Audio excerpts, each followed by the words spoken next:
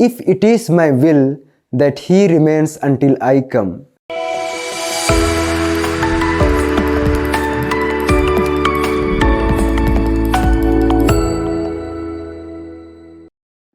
Dear brothers and sisters in Jesus Christ, in today's Gospel we have the concluding passages of John's Gospel. John, who is known as the beloved disciple of Jesus, in this passage we find the discussion between Jesus and Peter regarding John. Peter asking question to Jesus, "Lord, what about John?" There could be different motives behind Peter's question. One of the reasons could be Peter's curiosity to know what kind of death John would die. It may be just a sibling jealousy which prompted Peter to compare himself with others. Dear brothers and sisters, in chapter 21, verse 22, we find the answer of Peter's question.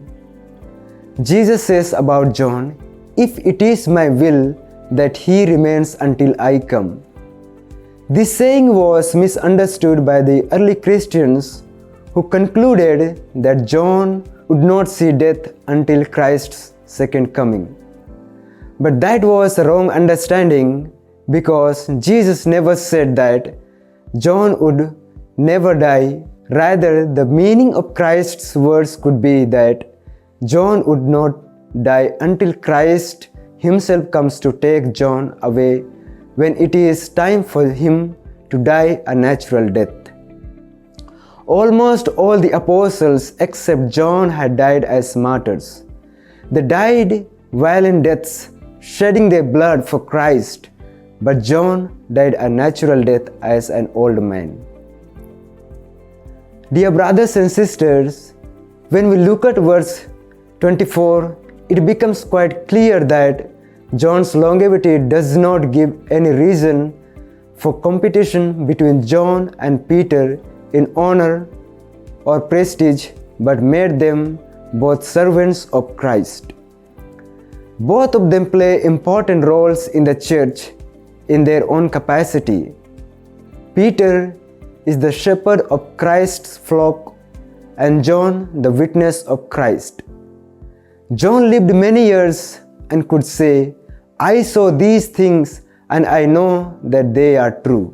Today, John has reminded us the reality of the Lord's resurrection. He has reminded us that Peter and he are not competitors.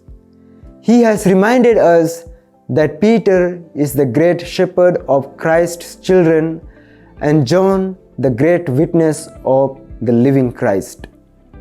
Therefore, he ends his writing with these words, that human wisdom is powerless to describe Jesus and human books are inadequate to hold Jesus in. Dear brothers and sisters, we Christians are called to be witnesses of Christ's resurrection, to proclaim His kingdom, and to share His love with our fellow beings.